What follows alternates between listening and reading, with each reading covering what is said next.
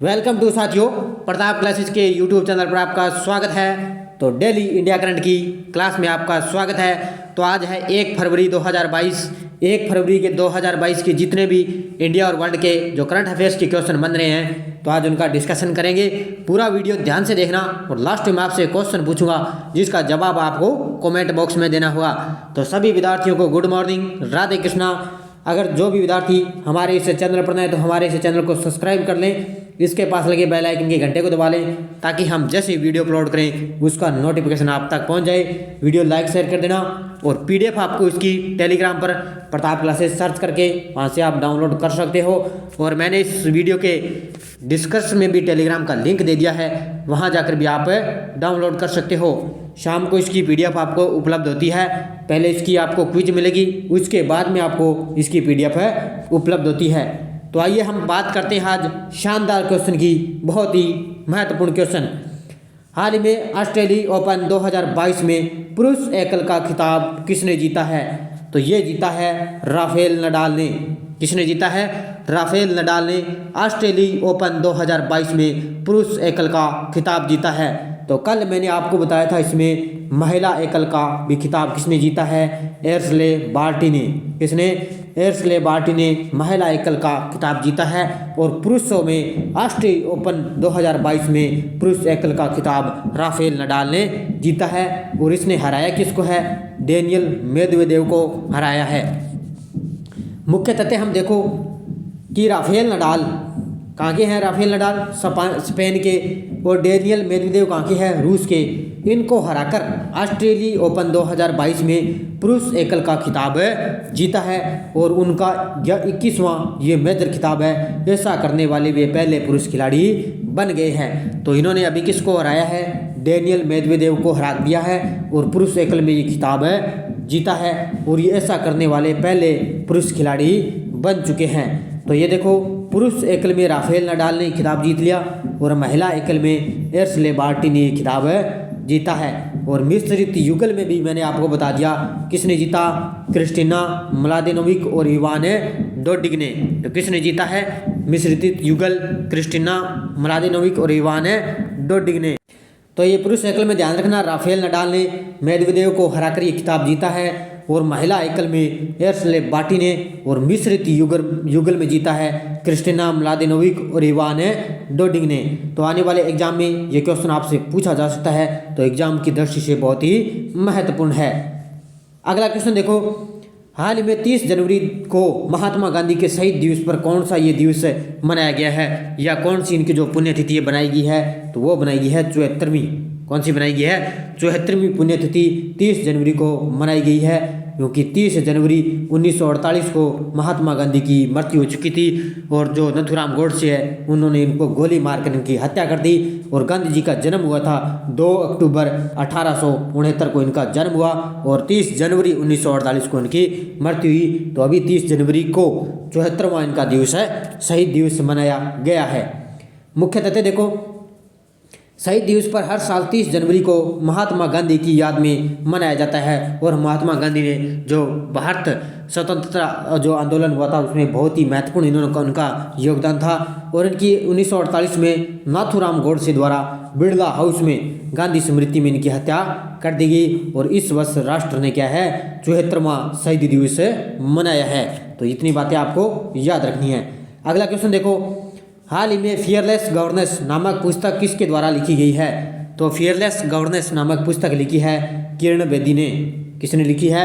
किरण बेदी के द्वारा fearless governance नामक पुस्तक लिखी गई है। मुख्य तथ्य देखो, डॉक्टर किरण बेदी द्वारा लिखित फियरलेस गवर्नेंस नामक पुस्तक का विमोचन किया गया है। तो इनके द्वारा इसका विमोचन किया गया है। और वह पुडुचेरी की पूर्व राज्यपाल थी और IPS ये सेवानिवृत्त है। तो इनके द्वारा ये इनका विमोचन किया गया है डॉक्टर किरण बेदी द्वारा फियरलेस गवर्नेंस का। और ये पहले पुडुचेरी की जो पूर्व उपराज्यपाल भी थी। अगला क्वेश्चन देखो, हाल ही में भारत का पहला बुद्धिमान संदेश वाहक पॉप्स किसने लॉन्च किया है? तो ये किया है पेटीएम ने। किसने लॉन्च किया है? पेटीएम ने भारत का पहला बुद्धिमान संदेश वाहक पॉप्स लॉन्च किया है। मुख्य तथ्य देखो, पेटीएम मनी ने भारत का पहला बुद्धिमान संदेश वाहक पॉप्स स्पेस ये लॉन्च किया है।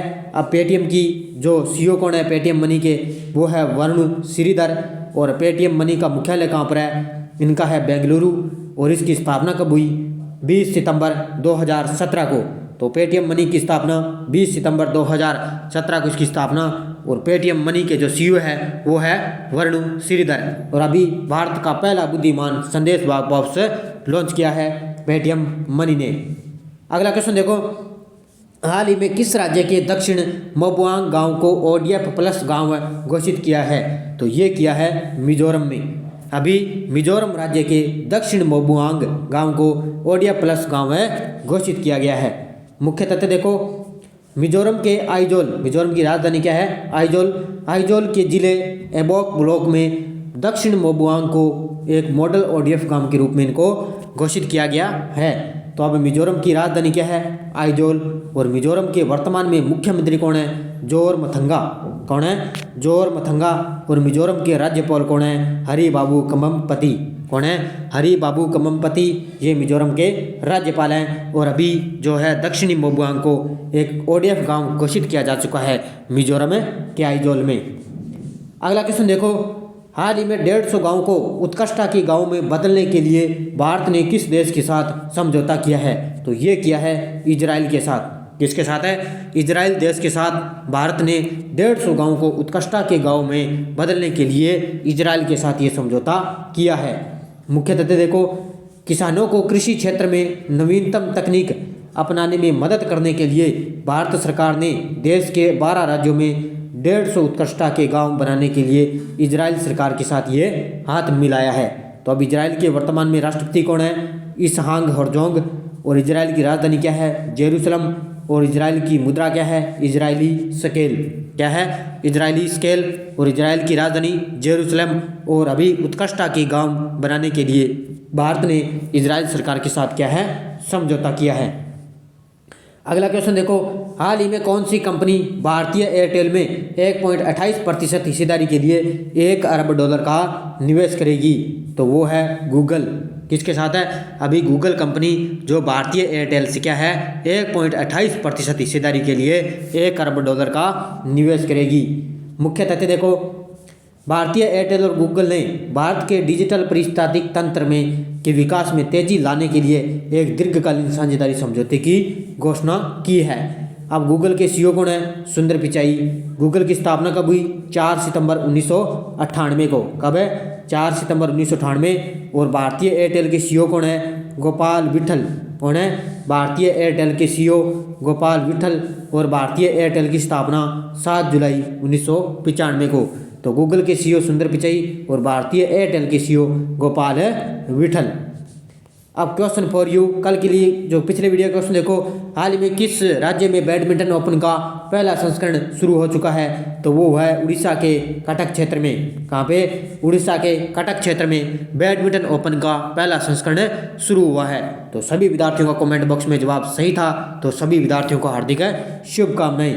क्वेश्चन फॉर यू कल के लिए देखो, हाल ही में महिला एशिया कप हॉकी में भारत ने कौन सा पदक जीता है, स्वर्ण, रजत, कांस्य या इनमें से कोई नहीं। तो इसका जवाब आपको कमेंट बॉक्स में देना है। इसके साथ साथ आपको ये भी बताना है कि भारत ने किस देश को हराकर भी कौन सा पदक जीता है।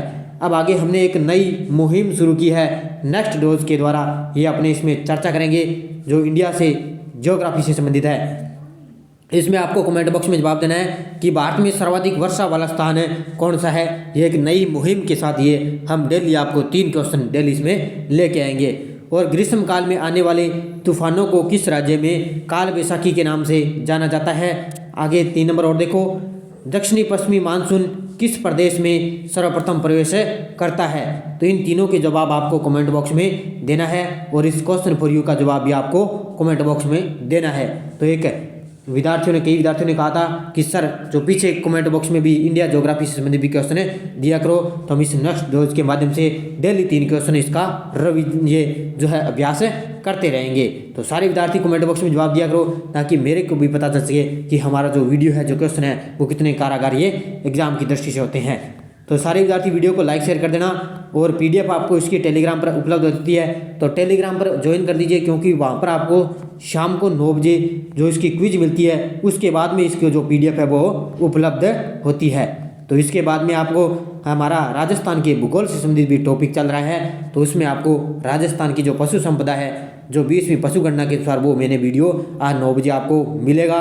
तो धन्यवाद दोस्तों, जय हिंद, जय भारत, राधे कृष्णा।